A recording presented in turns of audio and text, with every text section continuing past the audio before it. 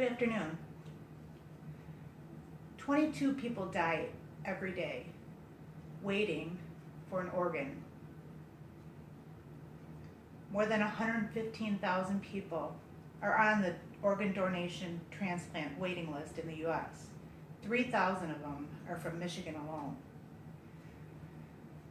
Every 10 minutes in the U.S., someone is added to the organ transplant list, waiting patiently with high anxiety,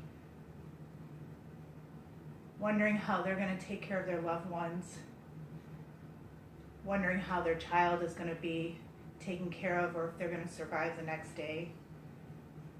My name is Heidi, and I'm here to encourage you to sign up to be an organ donor and give you some facts that may help you make your decision. 95% of the U.S. population support the idea of being an organ donor, but only 54% are actually signed up. Just one person that signs up to be an organ donor has the potential to save 8 lives, let alone restore the health to over 75 other people. With the help of organ donors, 88 lives are saved every day in the U.S. Anyone can be a possible donor, living or deceased. 8 organs that can be donated are both sets of lungs, which is 2 lungs, 2 kidneys, your liver, pancreas, heart, and intestines.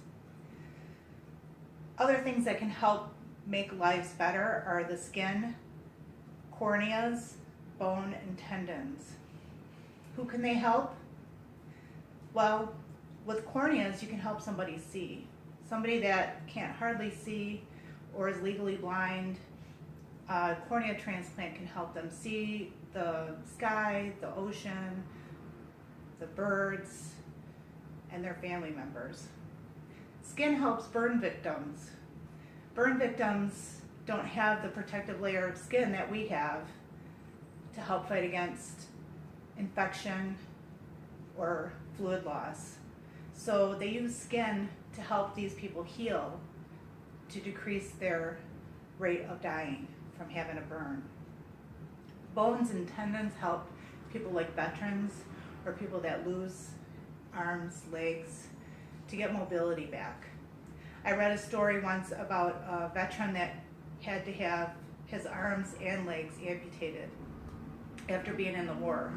He was only 23 years old, and he ended up having an arm transplant, both arms, and now he has the mobility to take care of himself and live his life after serving our country. Being a nurse, I see firsthand how recipients of organs and donor families of organs can be changed.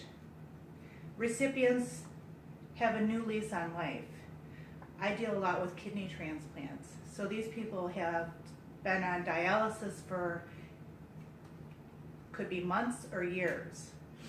When they're on dialysis, they have to go 3 times a week and sit there for 4 to 6 hours getting a dialysis treatment just to take the toxins out of their blood. This makes them exhausted and hard to function in life. When they get a kidney, their body instantly, for the most part, will start filtering the toxins out, and they don't have to be on dialysis anymore, and they can live their life and have fun with their family and go on vacations and enjoy. Families who donate kidneys, it's almost a sense of a legacy being given to somebody else from their family. It may be a young baby that dies and they're able to take all 8 organs. Those 8 organs help somebody else live. So it's a sense of making something bad into something good. And you hear stories all the time about people wanting to meet their recipient and listen to their child's heart, or them breathe through the lung of a child or a loved one. It's a sense that they live on. And people who want to donate almost feel like they're being a hero to others. I've heard that said before.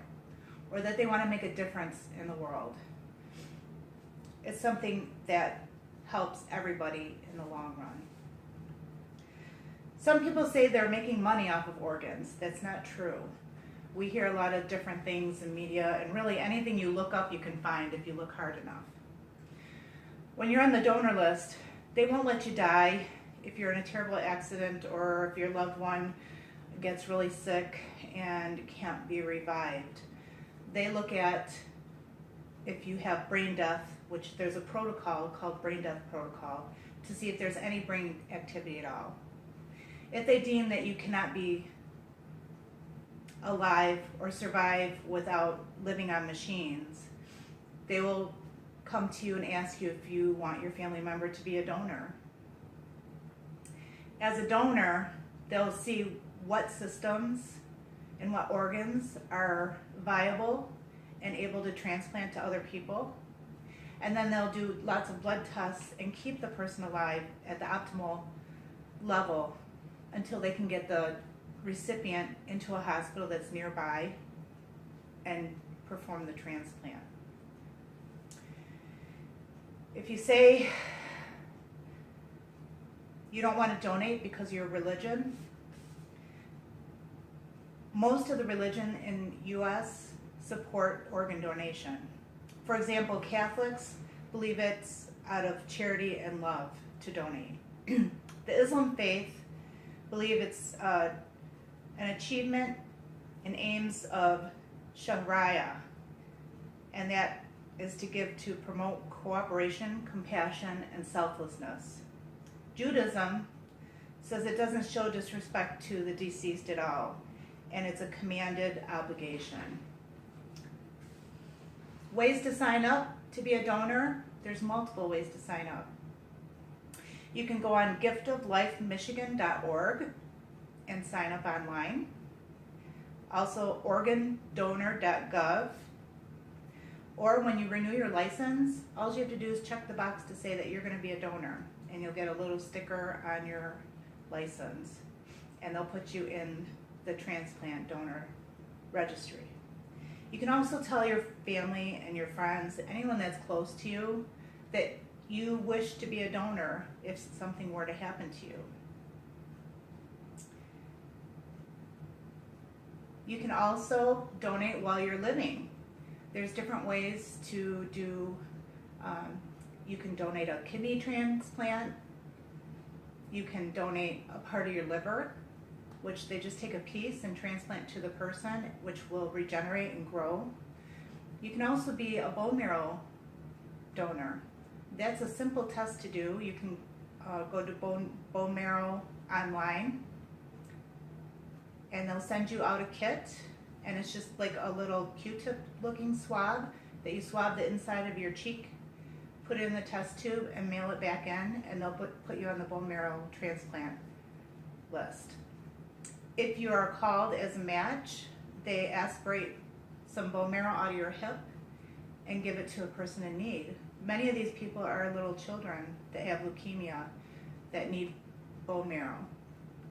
So that's something very rewarding that you can do while you're alive and see the benefits. Now, I went over some of the things that are important in organ donation, and I'm hoping that you will decide to check that box or sign up to be a donor, because it is very empowering and you can save so many lives just by a simple check of the box. I've gone over some of the myths about donating, and I hope that what I've informed you with can give you the information to decide to say yes and donate and save a life. Thank you. Have a great day.